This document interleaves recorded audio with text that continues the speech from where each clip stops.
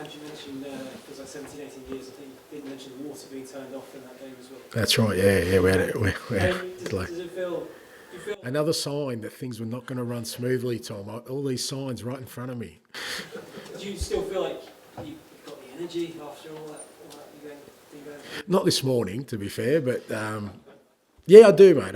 I still love it. I still love the challenge of it. I get, I'm under the pump, and I've been under the pump for a while now. But like I said, it feels like it hasn't been smooth sailing from the moment I've started. But I still love it. I still love the challenge of it. I still love the unknowns of it, and the possibilities of it. I keep saying I'm still really optimistic and bullish about what we're doing and where we're heading. Obviously, that's not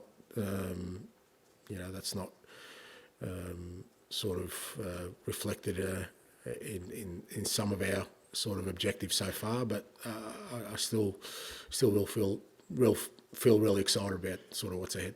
Feeling bullish. I don't know if you saw Decky's press conference the other day, but he was very bullish about yourself and the way the club's going under your stewardship. Having a senior player like that speaking that way must be good to hear.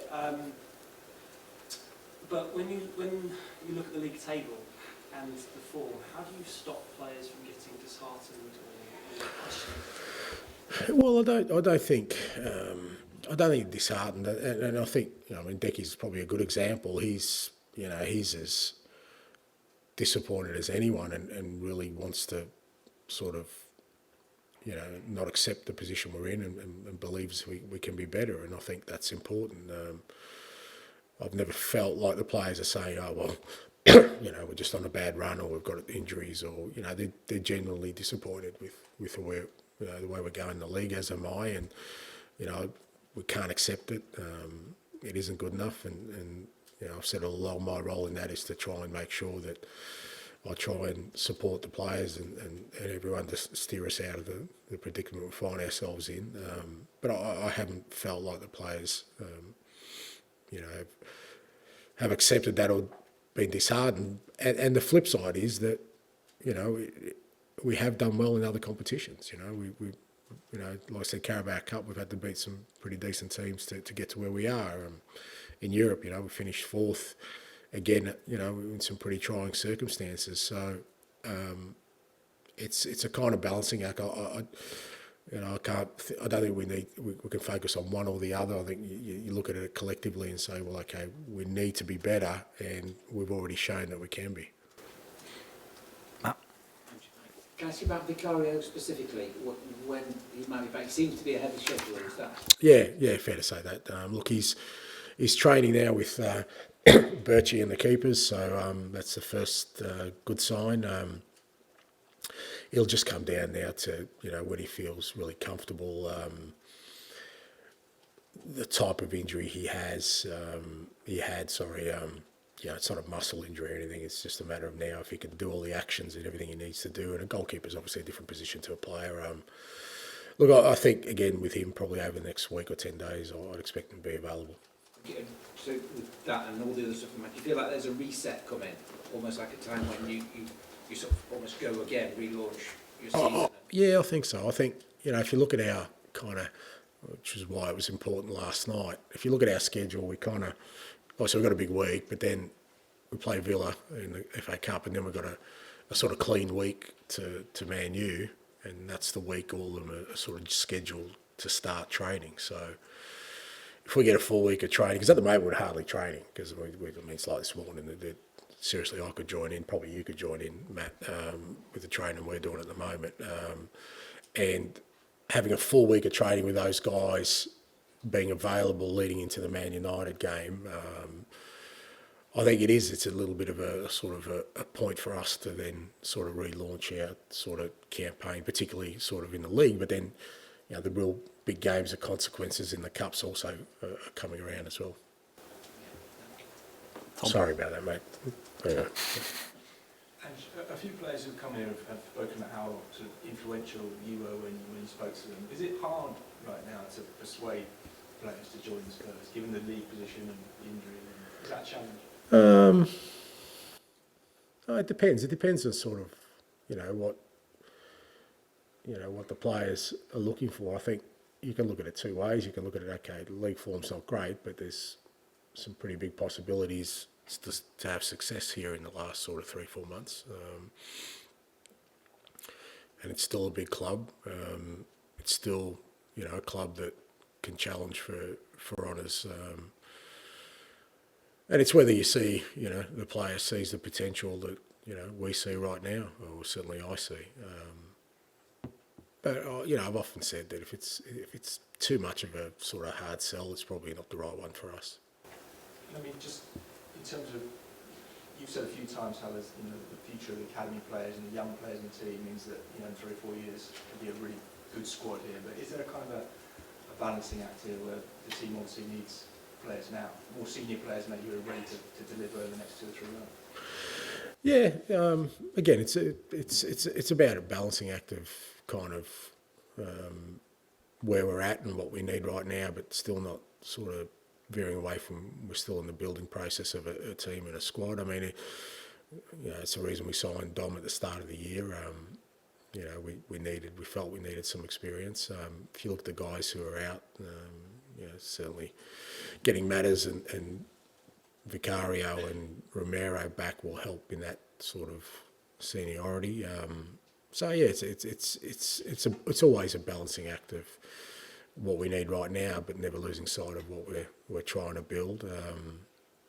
And that a lot of that depends on sort of the development of the young players too. If they develop really quickly, you don't want to sort of close that door for them too. So if Archie and Lucas are all of a sudden really becoming top players, I wouldn't want to block their pathway into becoming really important players for us. So yeah, it's the kind of thing you kind of judge as you go along. Dave? Similar sort of themes, Ange, but how do you balance this kind of imminent reset with all the cavalry kind of arriving with these last few days of the window? It just feels like you don't want to make a signing for the sake of it to sort of shut people up. Yeah, and you do. You need a bit of discipline there. The one thing I don't want to do is bring somebody in who, is just going to be another body. I just don't think that serves any purpose, knowing, what we've got coming in. But, that aside, that there's definitely a need for us, has been a need, and that's what we've been looking for a player or two to help us with what's ahead. But they have to be the right types and fit in with what we're doing. And I guess that's the tricky bit. Plenty of players available, but are they going to be the right ones is the question for us. I also want to ask you ahead of another big away game, just how you feel about these Daniel leaving out chants, which have been we've all heard them, they're a real feature of matches at the moment. Do you feel responsible, sad, and also do you think are they a problem, to put it bluntly?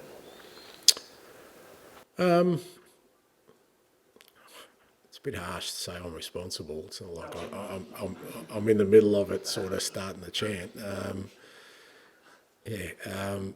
Look, I said last week, I've always felt that when you're trying to build something successful, you need to be united in that. And again, I think I said last week, I've probably failed in trying to sort of unify the club in that way, and part of that is just because of the sort of form we're in the league, which kind of allows people's minds to go away from what's the here and now. I thought the crowd was good last night. I think they kind of understood we had a young squad out there, and I think they got genuinely excited towards the end of the game, seeing the young boys, and I think that's what we're trying to tap into, because we're going to need the support in this sort of last phase of the season to hopefully create something special. But I often said I can't sit here and dictate people what they should or shouldn't do.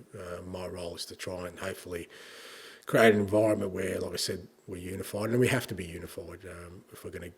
Particularly when you're going through tough times, the last thing you want is kind of splintering in sort of our mindset and focus. Done. On that, Ange, that Daniel's been chairman here for 24 years. There's a lot of water under the bridge with the supporters, I guess. You say you failed. I mean, Do you feel like that can't happen with the current dynamic between Daniel and supporters, or are you still hopeful that could change? No, it's not that it can't happen. It just makes it more difficult because, like I said, you want, and like I said before, it's not an unusual situation for me. I've faced it before at other clubs. But usually when you get things right on the field, that kind of gets everyone sort of aligned again and focused on what's important. I think even for the supporters themselves, I think they'd much rather just come to the game and cheer their side on, and feel good about their football team.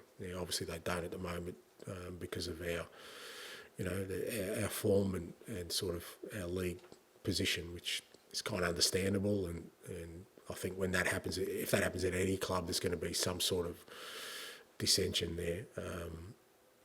But again, all I can do is try and my utmost to try and, again, get the team back on track in the league and hopefully, give our supporters, again, that sort of priority of just enjoying their football team. You'll be aware, I think, that there's a perception among supporters, rightly or wrongly, that Daniel doesn't back his managers and that he's not prepared to kind of go the extra mile for them, and that this slow January so far has kind of fed into that perception of supporters. And I know you're not always across transfers, and I'm probably asking the same question in a different way, but from what you've seen, is that fair, that perception? Again, perceptions and what I deal with is reality, and I've kind of said from the start of the window we're obviously really short. We're looking to try and help this group of players, and the club is doing all it can to try and rectify that. Now, I can't sort of try and delve too deeply into that because, again, I'd be sort of, going into that world of looking for blame or looking to apportion sort of responsibility to other people when, I keep saying that we have to be unified through this. We have to be, otherwise, when you go through a tough period like we are at the moment, you'll never get out of it. So, I always take things and, on face value. You have trust within the group that, everyone's doing what they can to try and help, because they're not helping me, they're helping the club. I know you're saying support the manager, but ultimately it's the club, it's not the manager. I mean, as we know, managers come and go. It's about what's best for the football club. I think that's always got to be the primary motive of everyone who's involved. Is it hard to kind of stop yourself getting frustrated though, kind of being outside that process and wanting help? Yeah, look, it just depends. Like I said, different clubs has been different. Other clubs I've been more involved in that side of it, but other clubs, tend to do these things on their own. I think I've always tried to, again, stay disciplined in not getting frustrated by things that are out of my control. All I can do is, like I said, to have faith and trust in the people who are in charge of those areas, and my responsibility lies in the things I can control. And right now, it's there's obviously 3 days left in the window.